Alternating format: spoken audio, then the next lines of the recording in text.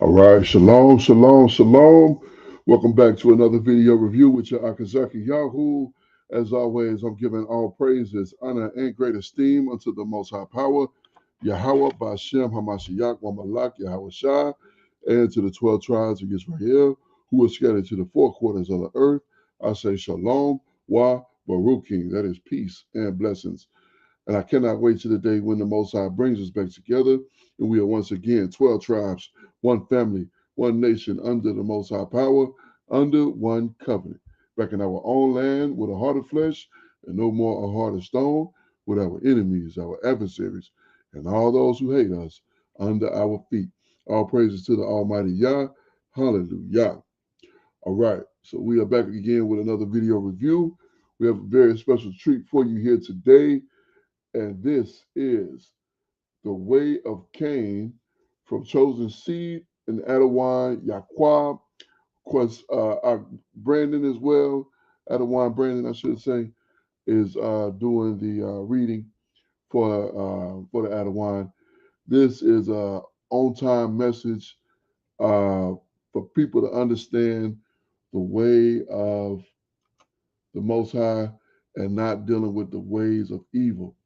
It's easy to fall into the ways of evil, and you're going to see exactly what's been set up against us to do so. Here we go. Let's get to it and get through it. Here we go. Check, check, check. Shabbat shalom. It's cold enough out there for y'all. Let's skip ahead just a little bit. Boom. All right, here we go. So we're going to get into this. The Way of CAIN. What do y'all know about CAIN? He killed his brother. What else? He didn't bring the best offering. Anything else? Started the cities. Absolutely. Okay. What'd you say?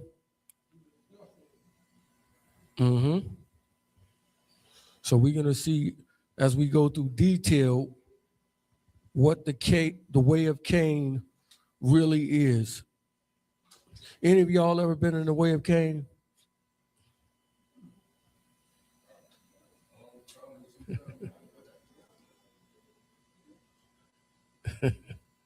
As we go through the details, so it's going to be something. I want y'all to get some paper and a pencil, and I'll need y'all to write down a couple of things. And as we get to it, I want y'all to let me know that y'all get it. Let's get Proverbs 26.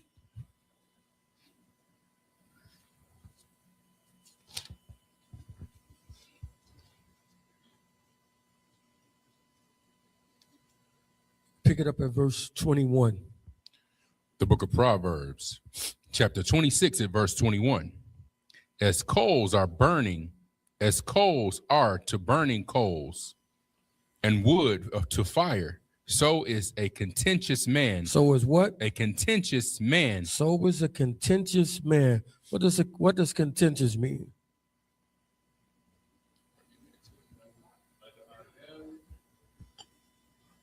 Rebellious, likes to argue. Okay, so is a contentious man. He's comparing this to a burning fire or coals being there to keep the fire going. Read on. So is a contentious man to kindle strife. The words of a talebearer are as wounds, and they go down into the innermost parts of the belly. Burning lips and a wicked heart. What is it? Burning lips and a wicked heart. What is it? Burning lips. What's that? Can't wait to talk. Can't wait to tell it. Burning lips and a wicked heart. Cruel intentions. Go ahead. Burning lips and a wicked heart are like a potsherd covered with silver dross. He that hates dissembles with his lips and lays up deceit within him. When he speaks fair, believe him not. What? When he speaks fair, believe him not. So when he's telling you something that has seemed nice, believe him not. Read. For there are 7 abominations in his heart, whose hatred is covered by deceit. His wickedness shall be showed before the whole congregation. His what? His wickedness shall be showed before the whole congregation.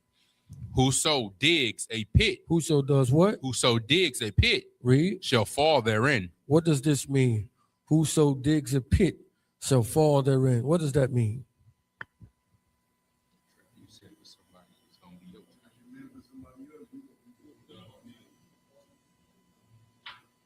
All right. So keep this in mind. Read verse 27 again. Whoso digs a pit shall fall therein, and he that rolls a stone, it will return upon him. It will do what? Return upon him. It will return upon him. What's one of the names of the place of hell? What's one of it called? The bottomless. So it says, whoso digs a pit shall fall therein. I want you to remember at the end, it's a place called the bottomless pit. Verse 28. Verse 28. A lying tongue hates those that are afflicted by it, and a flattering mouth works ruin. It does what? Works ruin. And a flattering mouth works ruin. So we going into the way of Cain. Let's get John chapter 14 and verse 6.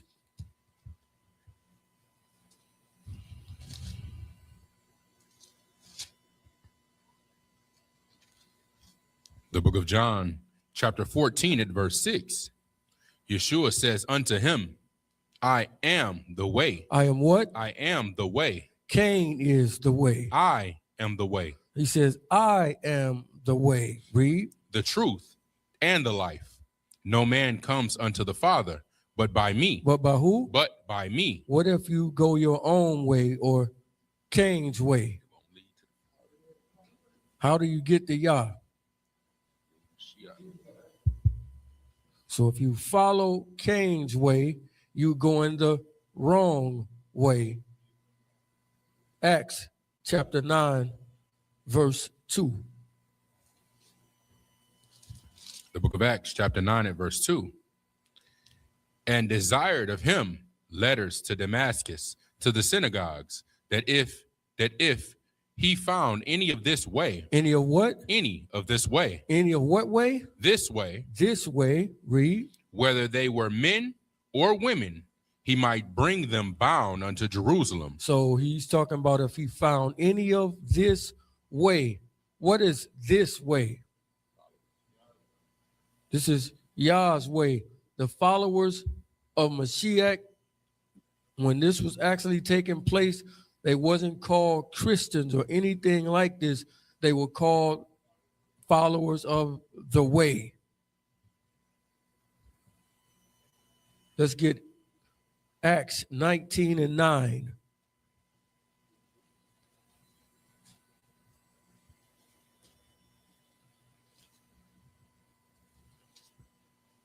The book of Acts, chapter 19 at verse 9. But when divers were hardened and believed not, but spake evil of the way. Of what? Evil of that way. Notice, it's somebody that's speaking evil of the way. The way is Mashiach. He says, I am the way. So somebody here is speaking evil of the way. Why would somebody speak evil of the way?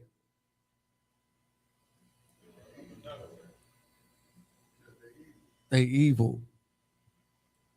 You want to get there on your own way, how you see fit.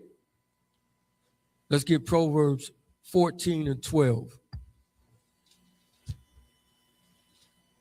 Get y'all pen and paper ready. On the minute I want y'all to write these words and phrases down. The book of Proverbs, chapter 14 and verse 12. There is a way which seems right unto a man. There's what? A way which seems right unto a man. He says there is a way that seems right unto a man. But the end thereof are the ways of death. It is what? The ways of death. It is the ways of death. So when you decide to follow your own way or follow Cain's way, where does it lead you to? Death. It's going to lead you to death. All this is simple, right? All right. Now, I need y'all to get your paper and pencil or do this on your phone. Revelation chapter 21, verse 7 and 8.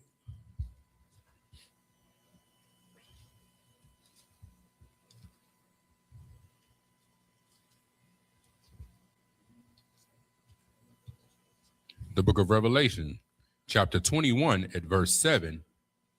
He that overcomes shall inherit all things. Going to inherit what? Inherit all things. Read. And I will be his Elohim, and he shall be my son.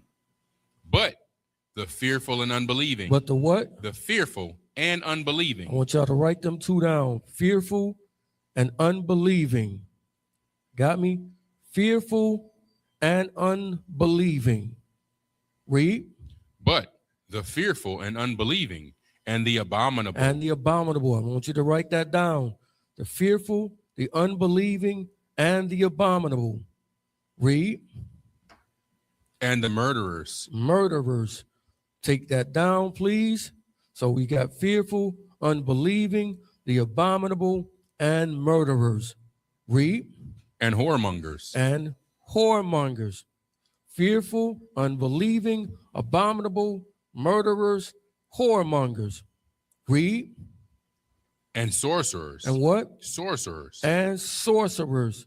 Fearful, unbelieving, abominable, murderers, whoremongers, and sorcerers. Read. And idolaters. And what? And idolaters. And idolaters. So fearful, unbelieving, abominable, murderers, whoremongers, sorcerers, and idolaters. Read. And all liars. And all what? And all liars. And all liars. So write down liars as well. Read on. Shall have their part in the lake which burns with fire and brimstone, which is the second death. Which is what? The second death. Which is the second death. Now, when you look at fearful and unbelieving, does that seem like that should be next to abominable and murderers and whoremongers and sorcerers and idolaters?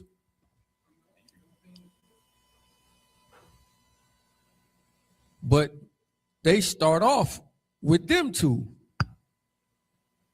The other ones on the surface seem way more heavy than these and the liars. But it's right there in front and at the end that if you do any of these things, you are worthy of what? The lake of fire, which is the second death. So when y'all see these things, I want you to point them out for me. Any of these things that we just mentioned, point them out for me. Let's get Jude, verse 11.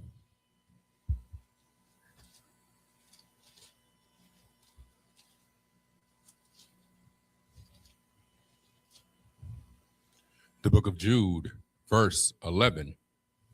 Woe unto them, for they have gone in the way of Cain. Have done what? Have gone in the way of Cain. So he's letting us know that woe, what does woe mean? Destruction unto them, for they did what? They have gone in the way of Cain. They have gone in the way of Cain. So destruction to them, for they have gone in the way of Cain. So now we got to examine and really find out what is Cain's way? Let's get 1 John chapter 3 at verse 10. So now we got to figure out what is Cain's way. The book of 1 John chapter 3 at verse 10. In this, the children of Elohim are manifest. In this what? The children of Elohim are manifest. So it's going to show you a clear distinction between the children of Elohim and the children of the adversary or Satan or Belial. Read. And the children of the devil, whosoever does not righteousness is not of Elohim. Whosoever does what? Does not righteousness is not of Elohim. Read. Neither he that loves not his brother. For this is the message that you heard from the beginning, that we should love one another. That we should do what? Love one another. That we should love one another. Read. Not as Cain. Not as who? Not as Cain. Read. Who was of that wicked one. Who is the wicked one? Satan, right? So it lets us know that Cain was of the wicked one, that he would go opposite from the way, right? Remember, it told us that Mashiach and all his followers were called the way. So he says, not like Cain, who was of the wicked one. Read that verse again.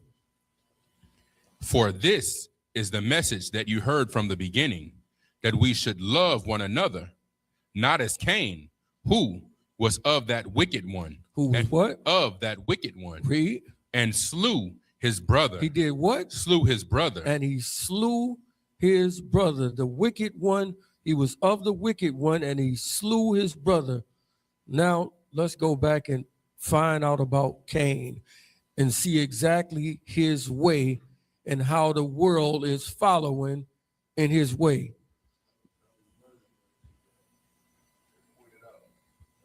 Yep, absolutely. Genesis chapter 4, pick it up at verse 1. The book of Genesis chapter 4 at verse 1. And Adam knew Eve, his wife, and she conceived and bare Cain, and said, I have gotten a man from Yahuwah. And she again bare his brother Abel, and Abel was a keeper of sheep, but Cain was a tiller of the ground. He was what? A tiller of the ground. He was a farmer just like his pops was. Read. But Cain was a tiller of the ground, and in the process of time, it came to pass that Cain brought of the fruit of the ground. He brought what? Of the fruit of the ground. Read. An offering unto Yahuwah. And Abel, he also brought of the firstlings of his flock and of the fat thereof. And Yahuwah had respect unto Abel. So notice, both brothers bring an offering. Both of them bring an offering to Yah. Read. And Yahuwah had respect unto Abel and to his offering, but unto Cain and to his offering he had not respect. He had what? He had not respect. So Yah respects one of their offerings, and the other's offering he don't respect. Read. And Cain was very wroth. He was what? Very wroth, and his countenance fell. And Yahuwah said unto Cain, why are you wroth? And why is your countenance falling? If you do well, shall you not be accepted? Shall you what? Not be accepted. So if you do well, shall you not be accepted? So all you got to do is do what I ask, or bring what I ask you to bring, and everything will be all right. Is that simple? Very, very simple. I ask for something specific. That's what I expect from you. Now, let me ask y'all a question. How do you worship Yah?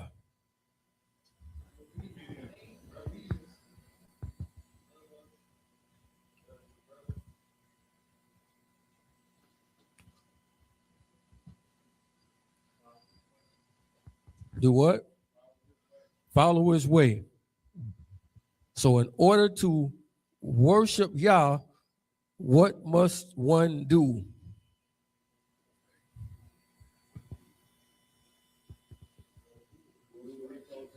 Do what? Do what he told you to do.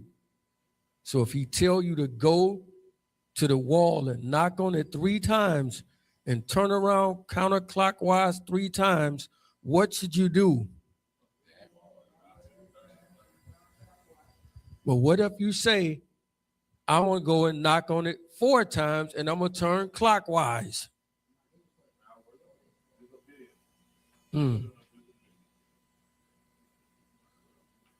So I want you to remember, because we're going to see in a minute, because everybody get true worship mixed up and we've made it something else. Genesis chapter 22, verse 1. The book of Genesis, chapter 22 at verse 1. And it came to pass after these things that Elohim did tempt Abraham and said unto him, Abraham. And he said, Behold, here I am. And he said, Take now your son, your only son Isaac, whom you love, and get you into the land of Moriah, and offer him there for a burnt offering upon one of the mountains which I shall tell you of. So what is the command to Abraham right here?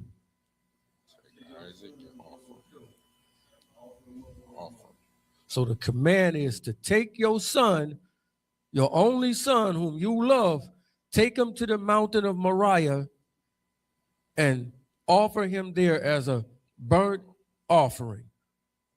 That's the command. 3 and 4.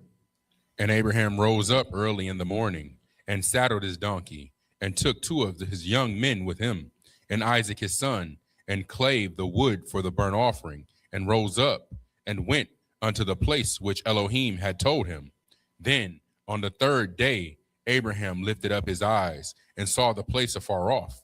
And Abraham said unto his young men, Abide you here with the donkey, and I and the lad will go yonder to worship. We go yonder to do what? To worship. So now notice what it says. They're about to go over yonder to do what? To worship. To worship. Do y'all think it's an organ and drums and a choir over there that they're about to go play music and hold hands and sing? What is Abraham going to do?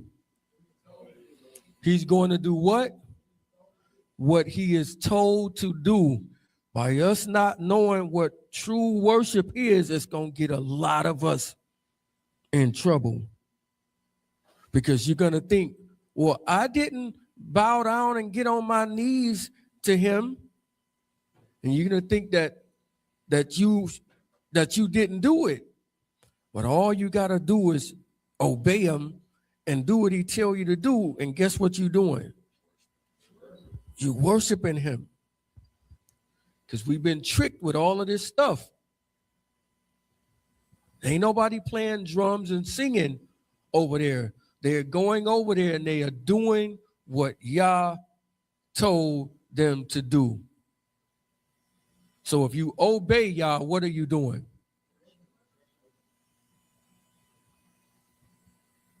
So how would one worship Satan?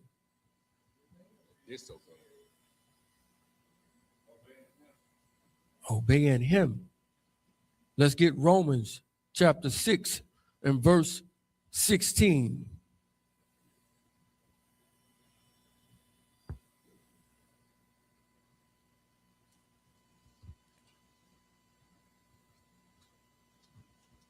Romans 6 and 16. The book of Romans, chapter 6 at verse 16. Know you not that to whom you yield yourselves servants to obey? Whom you do what? Whom you yield yourselves servants to obey. Whomever you obey, read. His servants you are. So if you obey Yah, you are what? His servant. But if you obey the serpent or adversary, whose servant are you? You his. Very simple. Read. To whom you obey, whether of sin unto death or of obedience unto Or righteousness. read that again. Whether of sin unto death or obedience unto righteousness. But Elohim be thanked that you were the servants of sin. That you what? The servants of sin. That we all at one point were the servants of sin. We still the servants of sin? Shouldn't be. Read. But you have obeyed from the heart that from form of doctrine which was delivered you. Which was what? Which was delivered you. Which was delivered you. So Cain was a religious man. He believed that I can give you what I want to give you, not what you asked for. I'm going to give you what I think you should get. I'm not going to give you what you require. I'm going to give you how I want to do it. Is that acceptable? Can you do that at your job? When he say, I want you to move all them skillets and them pallets from over here to over there, and then take all the boxes and stack them up on the skillets. And you say, I'm not doing that. What happened to you? You get fired, right? So y'all required something specific, but this guy says, I'm going to give it to you how I want to give it to you. This is what the whole church and the whole world is actually doing right now. The church got people coming out the ceiling on ropes, flying through. We got people painting their face with mimes and doing all of this stuff. And everybody say, woo, praise and worship was off the hook. Where does he require that at? Who made that up? And why did we put these two things together and call it praise and worship? Who told you to do that?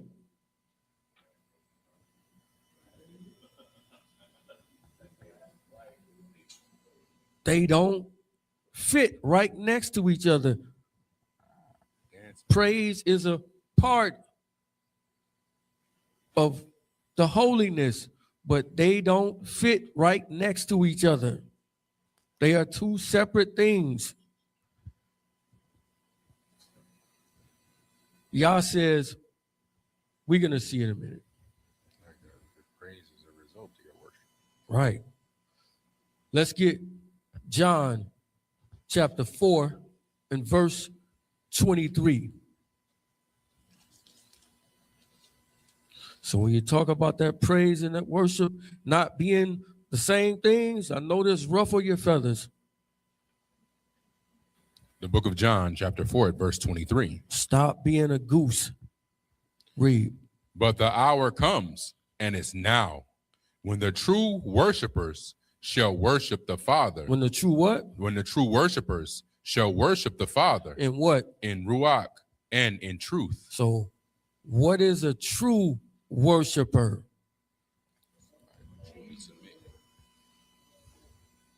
One that does what?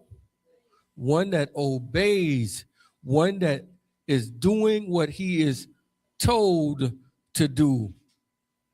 Nothing more, nothing less. Don't add, don't take away. Do what you are absolutely commanded to do. Not your own way. What verse you at? Read. Oh, no, yeah. But the hour comes and now is when the true worshipers shall worship the Father in Ruach and in truth. For the Father seeks such to worship him. Elohim is a ruach, So he or says, spirit. for the Father seeks such to worship him. So this is the true worship that he's seeking. It is your obedience. What did he tell Adam and Eve not to do? Very, very simple command, right? The serpent comes along and says, hey, y'all can eat from the tree. Who did they obey? So who God did they switch to right there? Yeah, because you obeyed him over what I told you to do. That's what that Romans 6:16 is talking about. Whomever you render your members to him you serve. That's exactly what they did. But they were before Cain, so he had a reference point to look at. Let's show you how the world and the church and the Israelite camps is all following the way of Cain and doing what you want to do as opposed to what is written. Get Deuteronomy chapter 4, verse 15.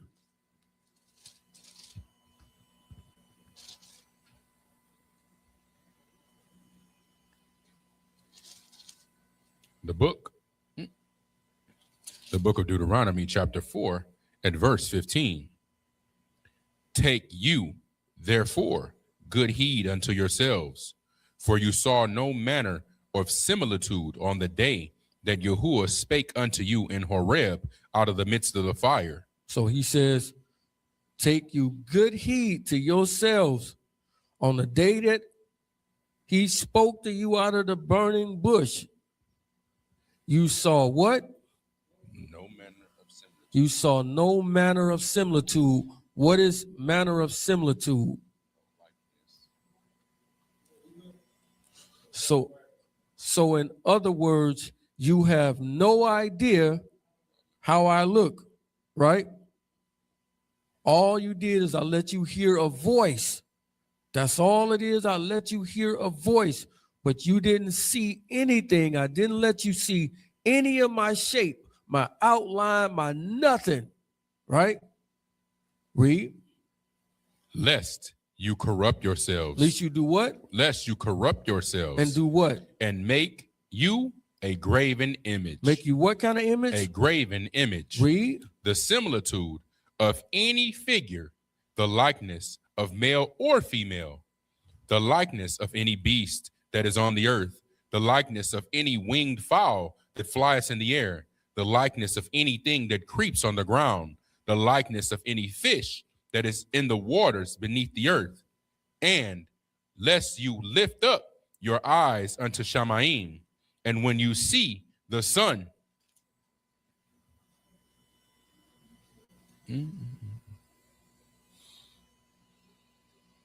and when you see the sun, the moon, and the stars, even all the host of Shamayim should be driven to worship them. Should be done what? Should be driven to worship them. So he says, you didn't see any likeness or any similitude of me in the day when I spoke to you from out of the bush. You have no idea how I look.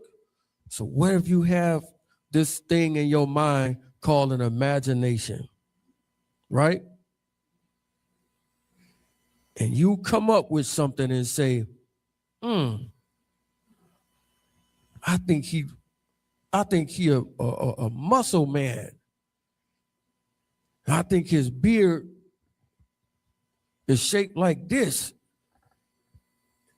And his nose is like this because they kind of describe it. And you decide to make the image. What are you doing?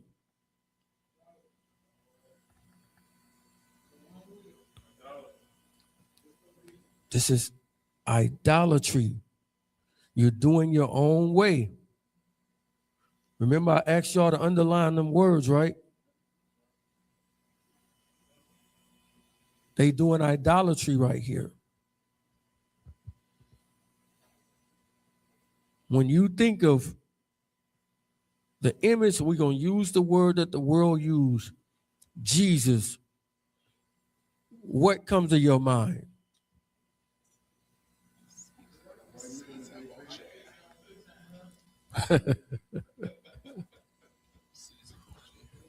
It's embedded into your head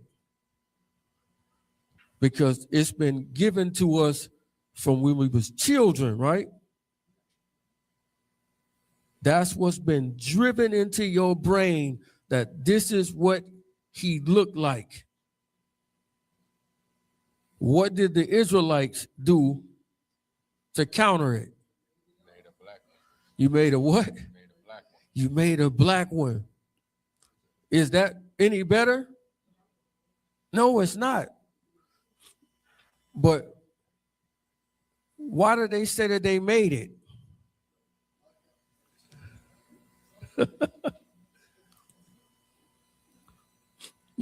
They said we had to do it because we had to counter what the white man has done.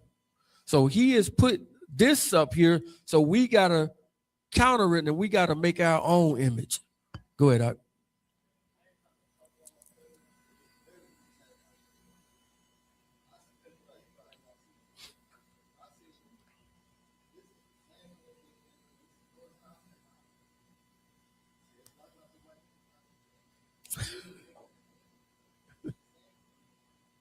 This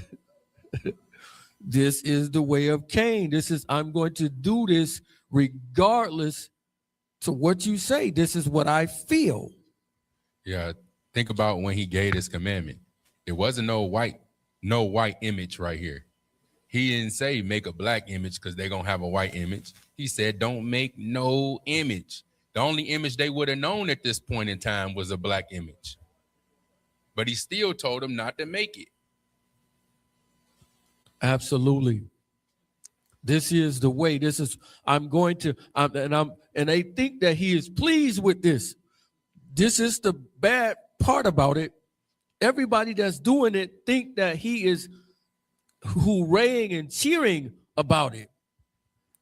Is that they doing something good? You directly breaking what he told you to do.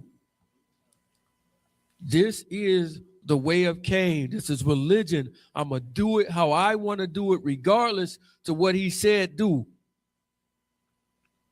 But you can't tell nobody nothing. So both the church and the camps are doing the same thing. Both of you in trouble. Both in the same spot. We think we countering what they doing. That's complete foolishness. So this image is making people feel good. This is the monster ball worship. What's the monster ball worship? What the hell he say? I just want to feel good. That's what everybody is after. I just want to feel good. Means nothing because y'all don't deal with emotions and none of this stuff. He deal with, you do what I told you to do. Let's go back to Genesis chapter 4, verse 8. The book of Genesis chapter 4, verse 8. And Cain talked with Abel, his brother. He did what? He talked with Abel, his brother. So now he's talking to his brother. Read. And it came to pass when they were in the field that Cain rose up against Abel, his brother. He did what? He rose up against Abel, his brother, Mm-hmm. and slew him. He did what? And slew him. Mm. And Yahuwah said unto Cain, where is Abel, your brother? He said what? Where is Abel, your brother? Read. And he said, I know not. Am I my brother's keeper? What did he just do? What we read in Revelation? Right, he dug the pit for sure. Put the body in. Y'all already see it. It all go back. Everything has to go back, right? Everything got to go back. Boom. See what I'm saying? It all go back. If people teach this and it don't go back, you know something wrong with it. Read on. Verse 10, and he said, what have you done? The voice of your brother's blood cries unto me from the ground. From where? From the ground. How is it crying from the ground? You dug a pit. And he told you, if you dig a pit, what's going to happen? You're going to end up in it, but yours is much deeper and much, much worse. Read on. And now are you cursed from the earth, which hath opened her mouth to receive your brother's blood from your hand. When you till the ground, it shall not henceforth yield unto you her strength. A fugitive and a vagabond shall you be in the earth. Shall you be where? Shall you be in the earth. And Cain said unto Yahuwah, my punishment is greater than I can bear. My what? My punishment is greater than I can bear. So you can choose your sin, right? But guess what you can't choose? The punishment, the consequences to it. How do you now turn around and say, what you telling me is too much for me? How do you determine that the punishment is greater than I can bear? Did you think about that when you was doing that to your brother, your little brother at that? Did that cross your mind? So he's so arrogant right here. He's showing that he don't have what the Bible calls a brute beast, right? What don't beasts have? Compassion. They don't have natural affection. Lions kill the gazelles and the antelope and all of that stuff because it's hungry. It's not thinking about, oh man, I feel bad that she just had that baby gazelle. It doesn't care. It's like what the Terminator says, it will not stop. It's because it don't care. But why is man turned into that? Why does he call the Antichrist and them the beast? Because they don't care. They don't have natural affection. These people behind the curtains that's causing the wars are Cain. They don't have natural affection. That's why they can send your children off to war on something that they making money on both sides of it and kill your people with nothing. It means nothing to them. And they got an insurance policy on them. So it's actually good if they get killed over there, right? All of this is Cain's way because you don't care. The natural affection is gone. This is opposite of the congregation of Philadelphia, by the way. So he has no natural affection. What verse was you at? 14. Read on. Verse 14. Behold, you have driven me out this day from the face of the earth, and from your face shall I be hid, and I shall be a fugitive and a vagabond in the earth. I shall be what? A fugitive and a vagabond in the earth.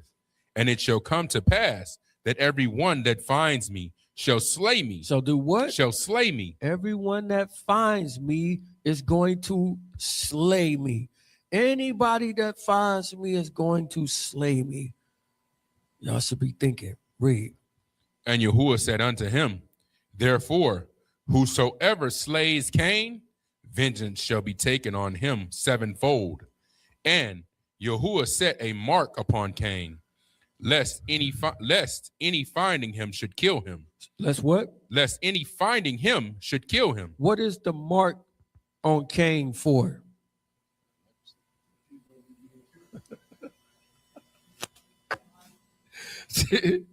What you say again, Doc? to keep him from getting killed. Yah put a mark on him to keep him from being slaughtered. That's what he's afraid of right now. Let's get Proverbs chapter 6, verse 16. The book of Proverbs, chapter 6 at verse 16. Point them out to me. Go ahead. These 6 things does Yahuwah hate. Yeah, 7 are an abomination unto him. A proud look. What is it? A proud look. You think Cain had this? Read on. A lying tongue. What is it? A lying tongue. Didn't he do that? Read on. And hands that shed innocent blood. Didn't he do that? Read on. A heart that devises wicked imaginations. Didn't he do that? Read on. Feet that be swift in running to mischief. Didn't he do that? Read on. A false witness that speaks lies. Didn't he do that? Read on. And he that sows discord among brethren. Didn't he do that? That was his own brother that he sowed the discord by himself. Nobody else didn't have to come in and do it. He did it himself. He sowed discord between brothers. Everything go right back to him. So what if you follow his way? What if you have the lying tongue? What if you take a lie to somebody else and sow discord? What are you actually following? The way of Cain. As harmless you might think it is to tell us what you would think is a little lie. But if it leads to tainting somebody's reputation, and he says, if you hate your brother in your heart without a cause, what are you? Ooh, this ain't nothing to play with, is it? This is serious stuff. I want you to really, really take heed to this. Because this ain't light. This ain't a game. So Cain goes back to all of these things. Let's get Revelation 21 and verse 8.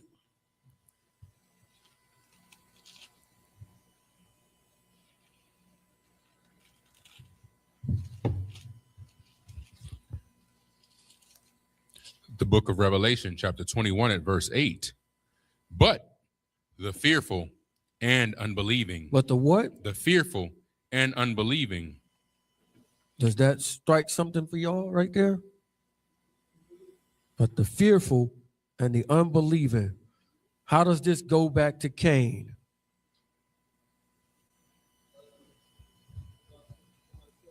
He was what? He was fearful that somebody was going to kill him. But why is this fear so bad right here?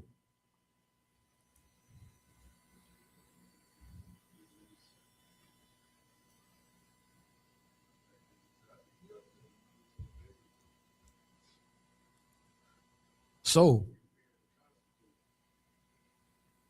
he's more fearful of man than he is of Yah. That's what's wrong with this. You actually are more afraid of people than you are Yah. That's a bad state right there. When you are more afraid of what people gonna think and say, you in a bad spot. Instead of being fearful of Yah, Yah told him directly what I would do for him. What is he gonna do for him? He's gonna do what? I'm going to protect you. I'm putting this on you as a protection. But that wasn't good enough. Because he didn't what? Because he didn't believe. There go your fearful and unbelieving right there. So if you're more afraid of what people think and what people going to do over Yah, you fall into this. What do the fearful and the unbelieving get? Same as the murderer, Same exact thing. You go into the same place as they going. This has always perplexed me before when I used to read this. How in the world is fear and unbelieving next to these things? I get it now. Because you are afraid of man over him. This shouldn't be, he says, fear him which can kill the body and the soul. You afraid of a person that can only kill the body. That makes no sense. Let's get 1 Samuel 15:22.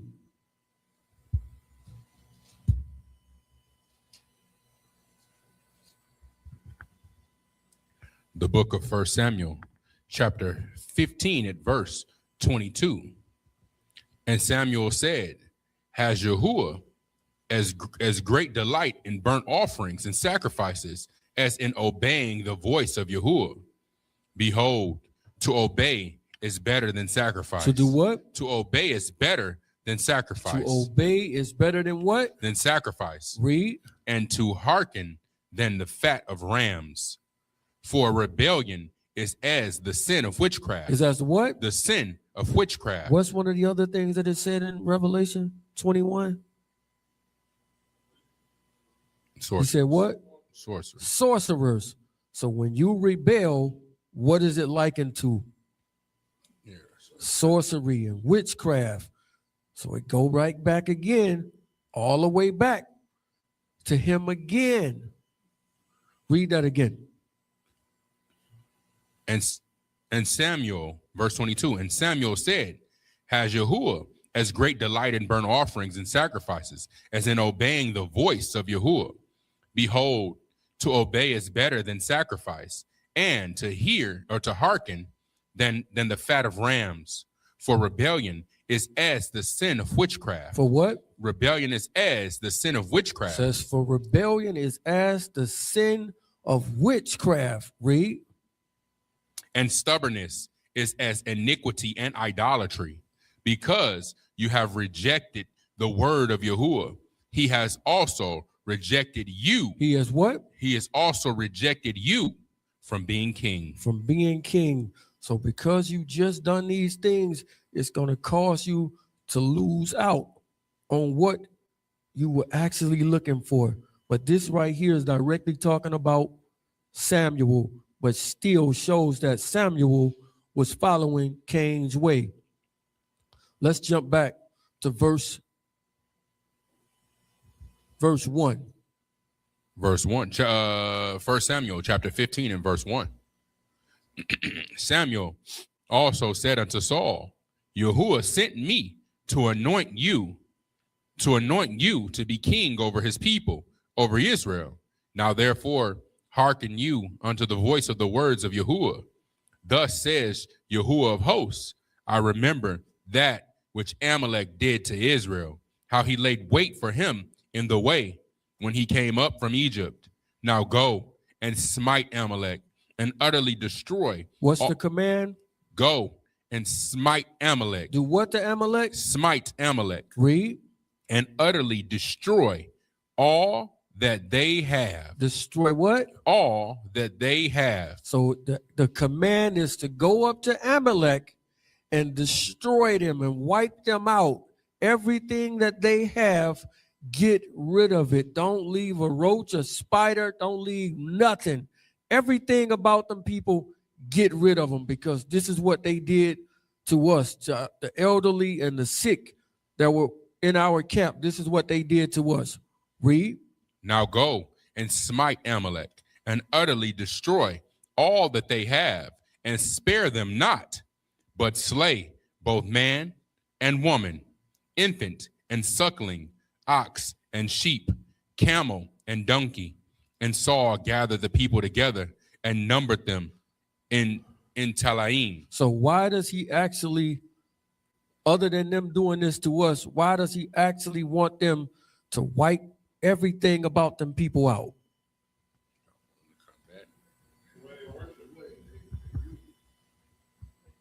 And if he leave them some there, what's going to happen?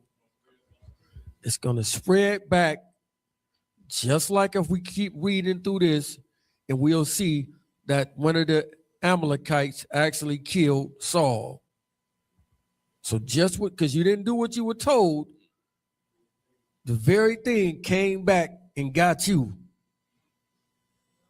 Because you got to do what you were told, not what you feel. It's not about emotions. It's about doing what you are told. Read.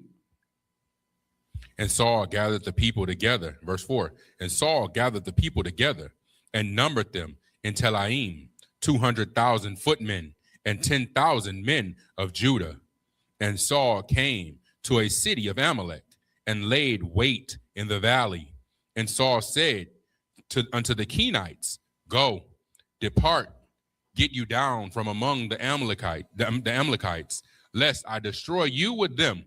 For you showed kindness to all the children of Israel when they came up out of Egypt. So the Kenites departed from among the Amalekites, and Saul smote the Amalekites from Havilah until you come to Shur, that is, over against Egypt. And he took Agag, the king of the Amalekites, alive. Took him what? Alive. What did you just do? Disobey. You just disobeyed. He told you to wipe them all out, especially the king. Utterly destroy. Read. And he took Agag, the king of the Amalekites, alive, and utterly destroyed all the people with the edge of the sword.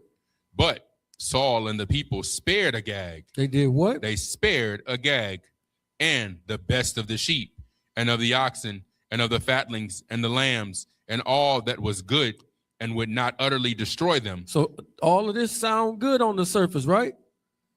So yeah, the older sheep and stuff like that, the older ones and the sick ones, yeah, we killed them, but all the good ones, we kept them alive. We're gonna have a barbecue with them. We're gonna have B and Maccabees having a competition cooking the lamb.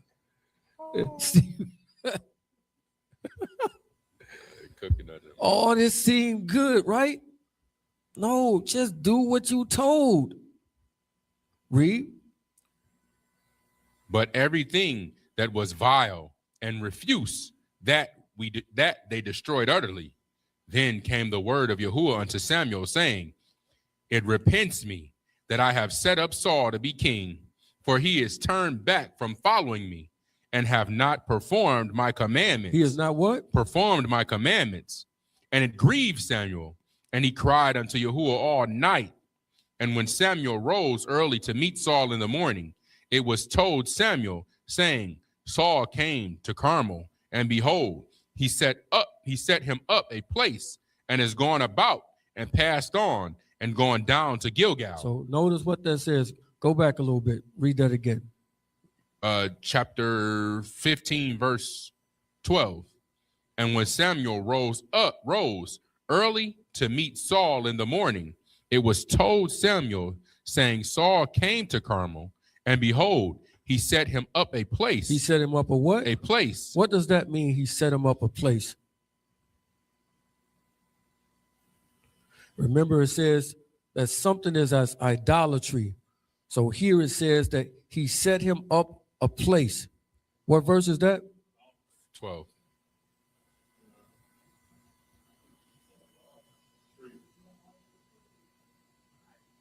Let's show you. Hold on 1 second. Somebody got the LXX? Read that verse from the LXX. Yeah, Mike.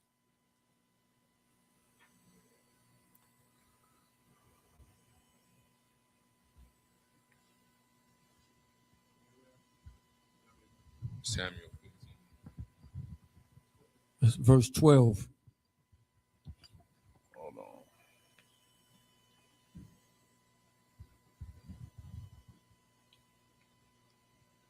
And Samuel rose early and went to meet Israel in the morning. And it was told Saul, saying, Samuel has come to Carmel, and he has raised up help.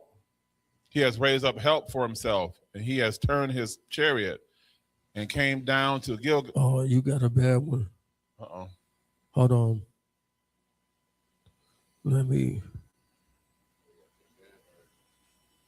It's probably 11. Let me see. Sometime it'll be a. What verse was it? Yeah, I'm going to read it from here, from this one. I got it.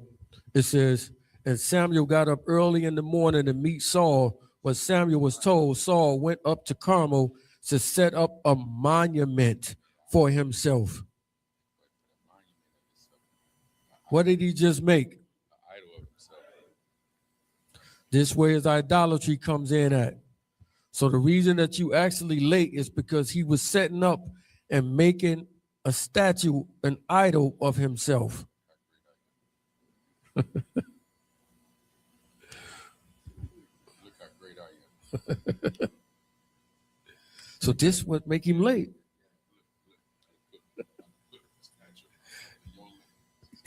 See how wicked this is? This is why it's talking about for rebellion is as the sin of witchcraft and idolatry, because that's what Saul is actually doing right here. He's setting up an idol to himself, a statue of himself. Read on. Verse 13.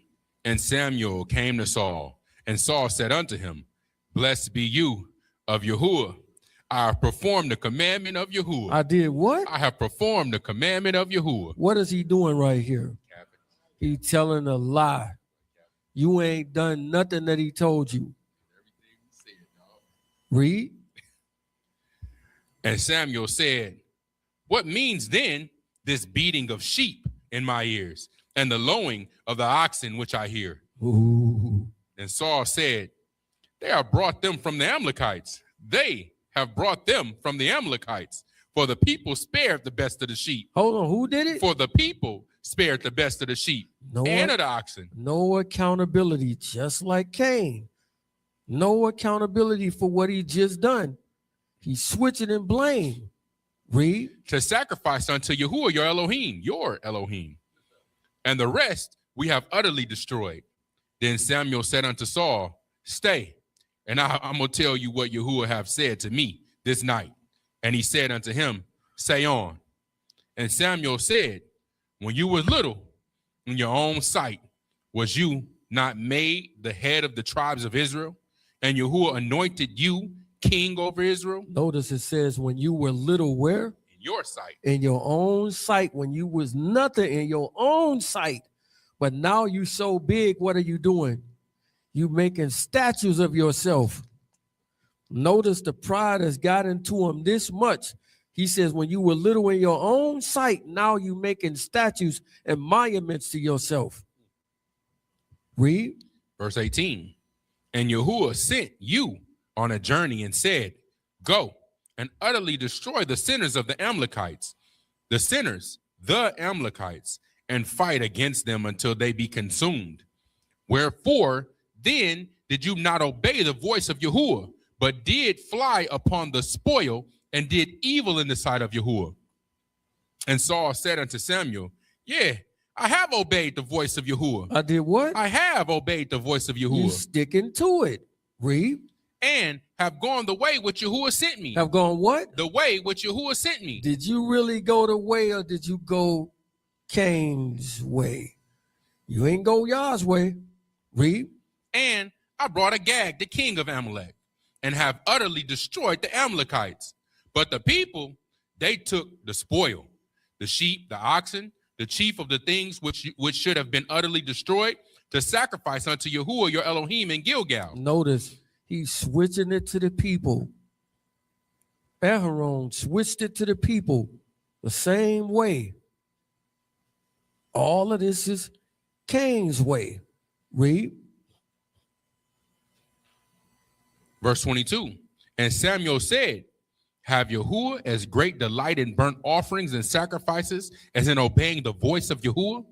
Behold, to obey is better than sacrifice, and to hearken than the fat of rams. Guess how many sacrifices Yah actually ever wanted? None. It's a result of, instead of me killing you, I'm going to kill animal in your spot, in your place. But guess what? If you were rich and you had thousands of sheep and thousands of lambs and rams and things. Exactly. This is why it don't mean nothing, because I got the money. I don't even got to talk about a turtle dove and none of this. I got thousands of sheep and lambs and stuff to sacrifice. Means nothing. He never wanted a sacrifice. It's only a result of sin of men trying to do what he wants to do, which is follow Cain's way. Notice Cain had no problem slaying his brother, right?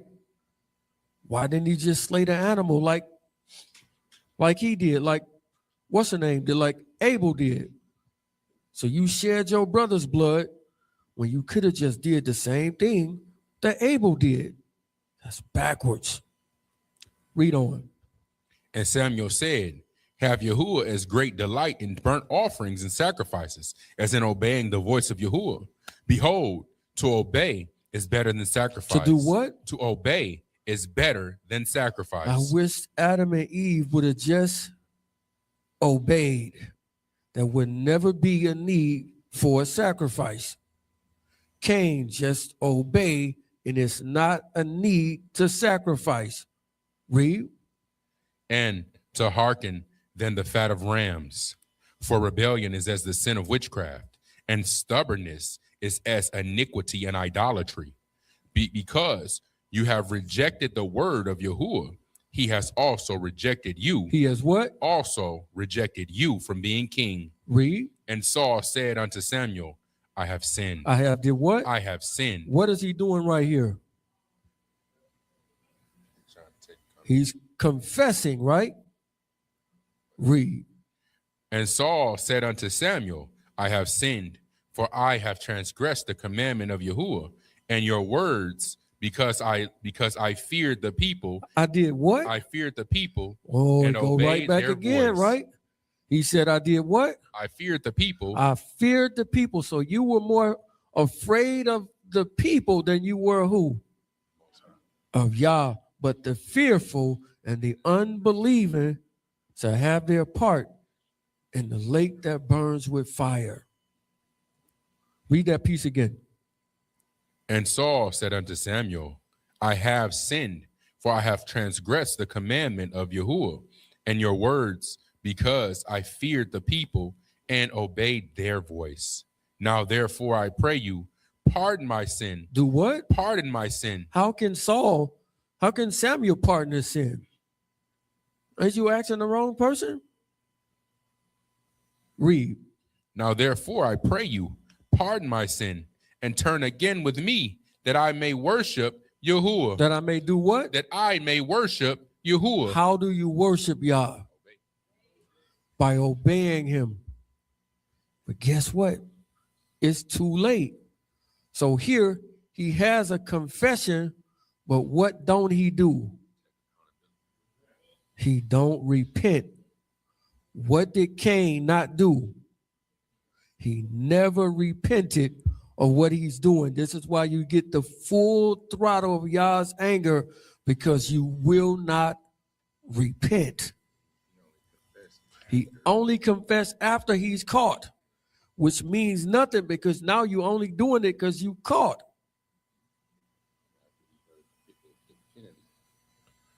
So we see the same thing playing over and over all through the book.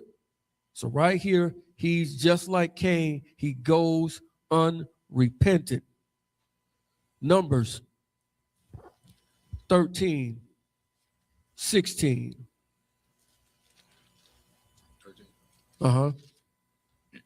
The book of Numbers, chapter 13 and verse 16. These are the names of the men which Moses sent to spy out the land. And Moses called Hoshea, the son of Nun, and Yehoshua, And Moses, This is Joshua, by the way. Read.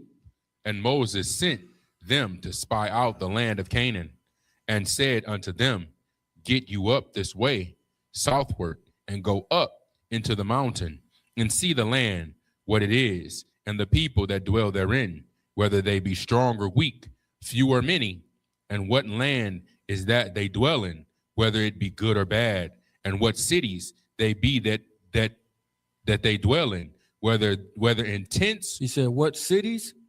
whether in tents or strongholds, and what land is, whether it be fat or lean. So notice they're worried about the cities.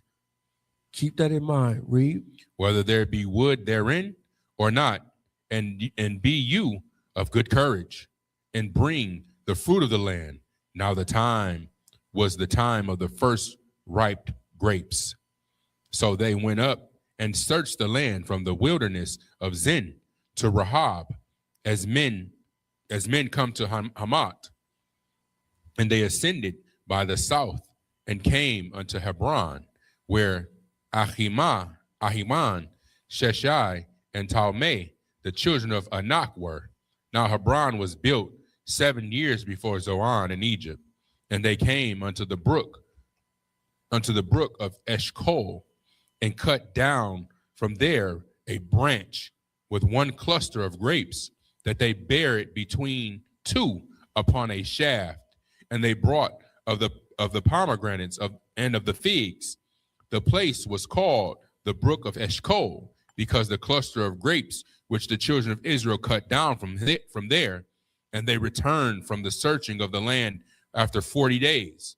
And they went and came to Moses and to Aharon and to all the congregation of Israel unto the wilderness of Paran and to Kadesh, and brought back word unto them and to all the congregation, and showed them of the fruit of the land. And they told him and said, We came unto the land where you sent us, and surely it flows with milk and honey, and this is the fruit of it. Nevertheless, the people be strong that dwell in the land. They be what? They be strong that dwell in the land. So nevertheless, all of this goodness, the grapes, the super giant grapes, and the pomegranates, and all of this is great in this land, but the people in there are strong. Read. And the cities are walled. The what? The cities are walled. The cities are walled. Read. And very great. And very what? And very great. Why are the cities walled and very great? What does that show? They doing what? They're definitely built for protection. What did Cain build the city for? Protection, right? Because he thought Yah couldn't protect him. So who are these people that's right here? Who they follow? They follow Cain's way, right? Read. And we saw the children of Anak there. The Amalekites dwell in the land of the south, and the Hittites and the Jebusites and the Amorites dwell in the mountains, and the Canaanites dwell by the sea and by the coast of Jordan. And Caleb stilled the people before Moses and said, he did what to the people? He stilled the people before Moses. What does it mean to still the people? Because they in a rut, they all panicked because they're feeling something. What are they feeling? Fear. But the fearful and the unbelieving shall have their part in the lake which burns with fire. They got the same thing. Read. And Caleb stilled the people before Moses and said, Let us go up at once and possess it, for we are well able to overcome it. But the men that went up with him said, We be not able to go up against the people. We what? We be not able to go up against the people. We can't go against these people. Why does he feel this way? Scared. For they are stronger than we. For they what? Are stronger than we. Remember, Yah opened the young man's eyes and he let him see what was really around him. Mm-hmm. He says they be with us or what? More than they would think. Way more. Why are you afraid? Why do you have this fear on you? Read on.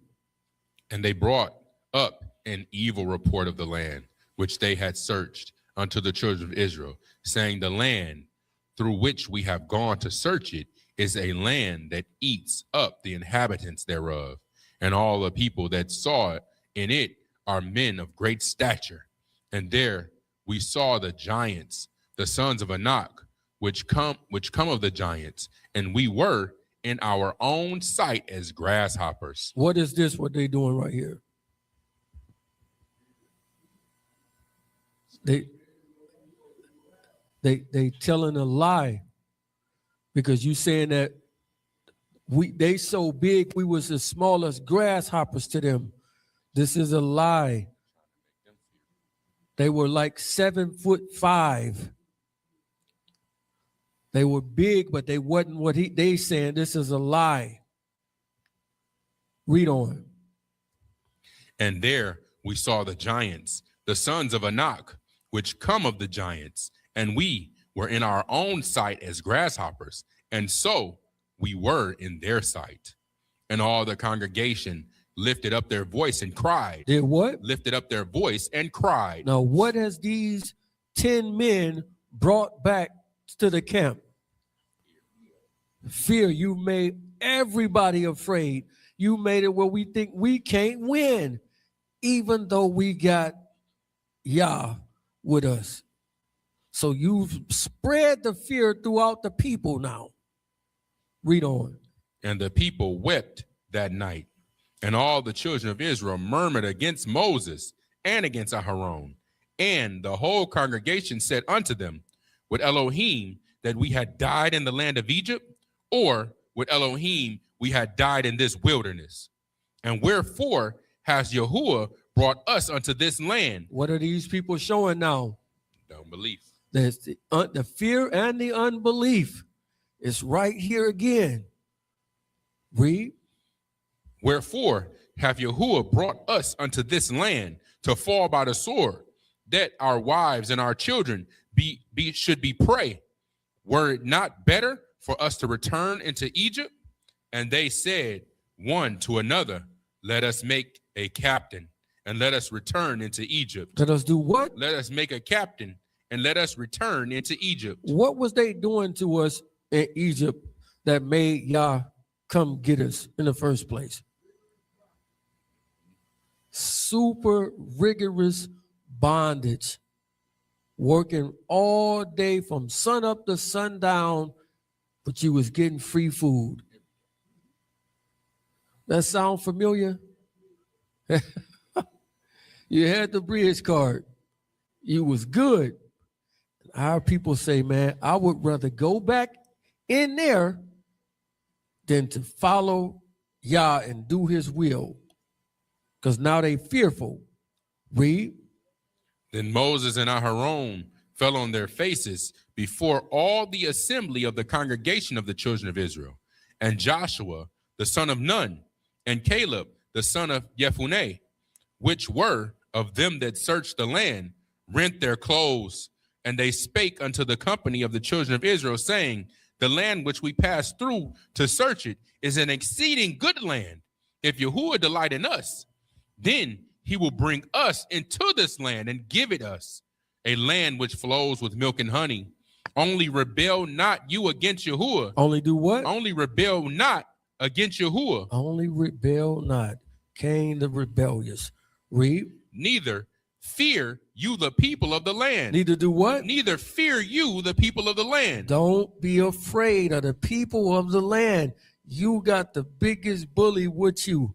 You got the greatest with you right here, and you afraid of them, and you're not afraid of him? Makes no sense. Read. For they are bread for us. They are what? They are bread for us. Their defiance is departed from them. Their defense is departed from them. And Yahuwah is with us. He is what? With us. He is with us. Read. Fear them not. Do what? Fear them not. Fear them not. Read. But all the congregation bade Stone them with stones. And the esteem of Yahuwah appeared in the tabernacle of the congregation before the children of Israel. What verse you at? 11. Read. And Yahuwah said unto Moses, how long will this people provoke me? And how long will it be ever they believe me? That they what? That they believe me. So right here, we got the fearful and the unbelieving all over again. They completely afraid of the giants in the land, but they have no reference of fear of Yah, even though he showed them beforehand all his miracles and his wonders that he did in Egypt, stopping the Red Sea, doing the Red Sea thing, and all of this, and y'all know all the power he got, but you still more afraid of men than him. Makes no sense. Makes no sense. So this fear, and none of these people repent. Read. How long will it be? How long will this people provoke me? And how long will it be ever they believe me? For all the signs which I have showed among them, I will smite them with a pestilence and disinherit them, and will make of you a great nation and mightier than they. And Moses said unto Yahuwah, then the Egyptians shall hear it, for you brought up this people in your might from among them, and they will tell it to the inhabitants of this land, for they have heard that you, Yahuwah, are among this people, that you, Yahuwah, are seen face to face, and that they could stand over them, and that you go before them by daytime in a pillar of a cloud, and in a pillar of fire by night. Now, if you shall kill all this people as one man, then the nations which have heard the fame of you will speak, saying, because Yahuwah was not able to bring this people into the land which he sware unto them, therefore he have slain them in the wilderness. He has did what? Have slain them in the wilderness. So if it wasn't for Moses right here, he would have wiped every one of them out, except for Moses and, of course, Joshua and Caleb. But because of Moses, he just let you die off slowly. He let you die off very, very slowly. It took 40 years for all of them unbelievers and the fearful to die off. Acts 17 and 30.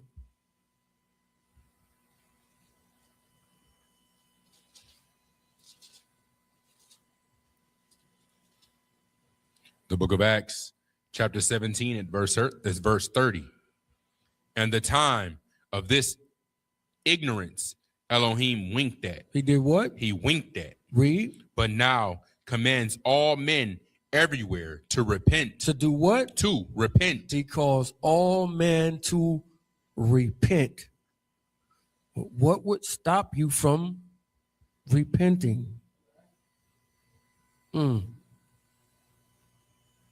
That would stop you from repenting. We got Saul, we got Judas, we got Jezebel, we got a bunch of them who refuse to repent. They wouldn't do it. That's the thing. That's the key to getting out of trouble and getting in Yah's good graces, is simply to confess it and then repent of it. But people won't do it. Let's see what else CAIN lacked. We almost there. Matthew chapter 5, verse 7.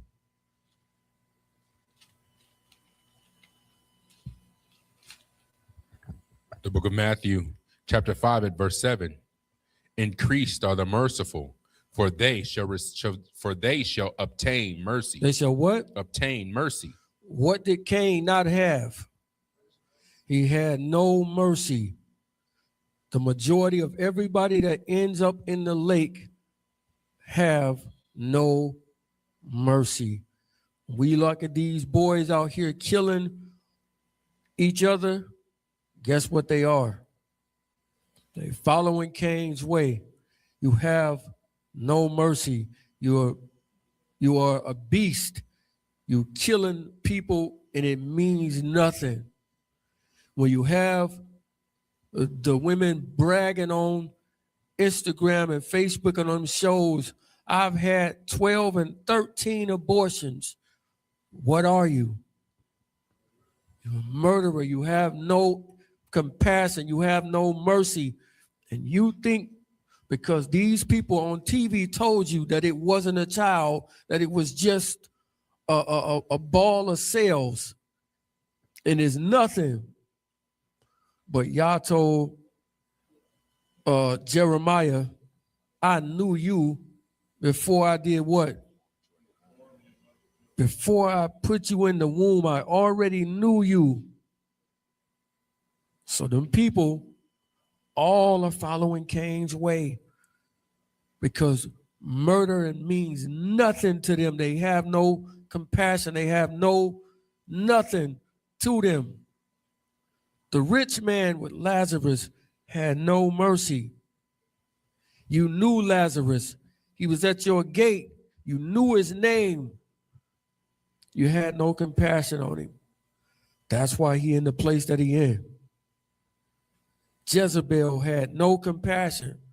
He told us directly, he says, I gave her space to repent, but she repented not. Therefore, I'm going to cast her into a sick bed, and I'm going to kill her and her children with death because she refused to repent. The people in Sodom and Gomorrah had no mercy. None. If you came there and it was night, the freaks come out at night. No mercy. We're going to do whatever it is that we want to do to you. No mercy. Exodus 25:17.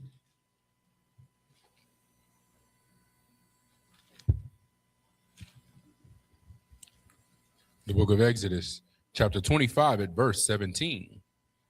And you shall make a mercy seat of pure gold. You shall do what? You shall make a mercy seat of pure gold. So Yah has a place that's directly called a mercy seat. And it's made of pure gold. But guess what that mercy seat turns into if you don't do what's required? It turns into the judgment seat. Instantly transforms from the mercy to judgment if you don't do what's required. James chapter 2, verse 13.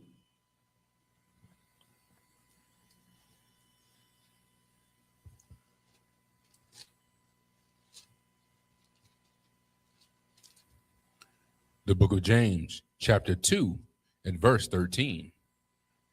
For he shall have judgment without mercy. He shall have what? Judgment without mercy. So when you don't accept Yah's mercy, he says, now you're going to get judgment without what? Without mercy. Without mercy.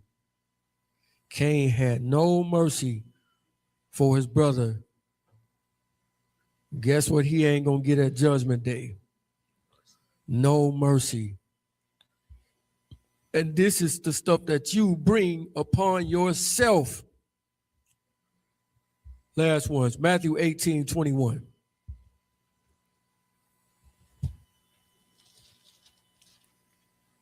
The book of Matthew, chapter 18 and verse 21.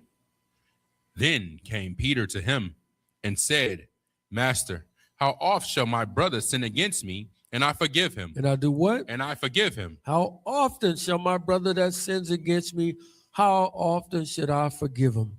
How often should you forgive your brother that sins against you?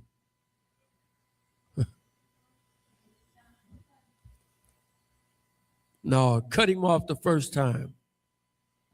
I'm through with him. My cutoff game is strong in 2026. Read on. Then came Peter to him and said, Master, how often shall I forgive my brother that sins against me? And how often shall my brother sin against me, and I forgive him till 7 times? Yeshua said unto him, I say not unto you until 7 times, but until 70 times 7. Therefore is the kingdom of Shamaim likened unto a certain king, which would take account of his servants. Which would do what? Which would take account of his servants. Read. And when he had begun to reckon, one was brought unto him, which owed him 10,000 talents. Owed him what? 10,000 talents. Somebody owe you 10,000. Read on. But for as much as he had riot to pay, his master commanded him to be sold, and his wife and children, and all that he had, and payment to be made.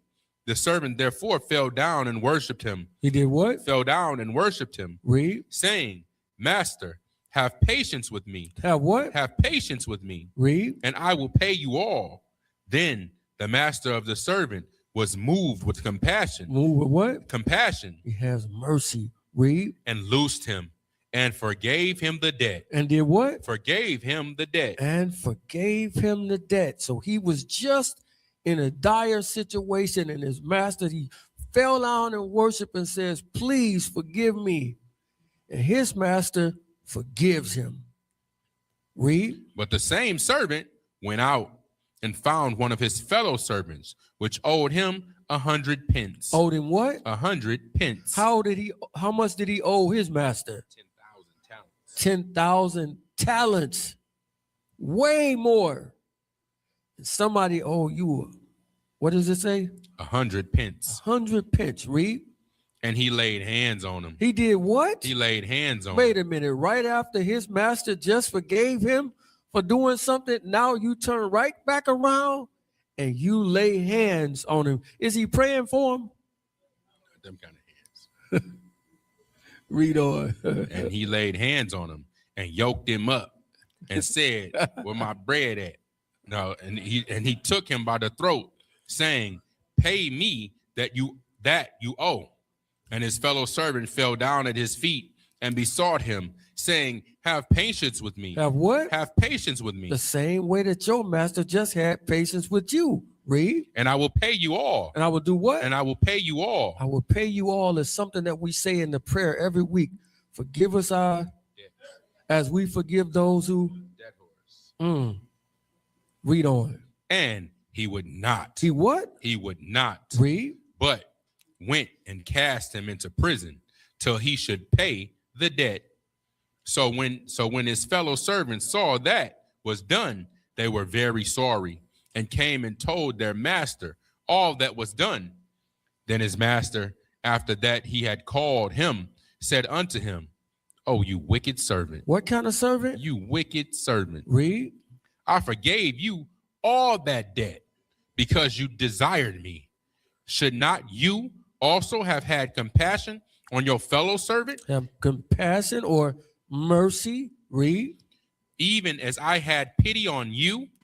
And his master was wroth and delivered him to the tormentors. Delivered him to who? The tormentors. Read. Till he should pay all that was due him. So remember, if you don't have mercy or give mercy, you receive no mercy. And with that, this court is adjourned.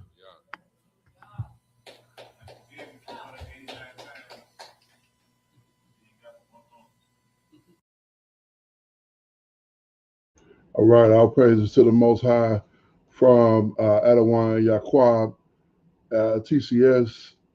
Shout out to the Chosen Seed, TCS, Adawan, Brandon, Adawan YaaQob. On time message, the ways of CAIN. It's easy to get caught off, and going into what seems like something that would be reasonable.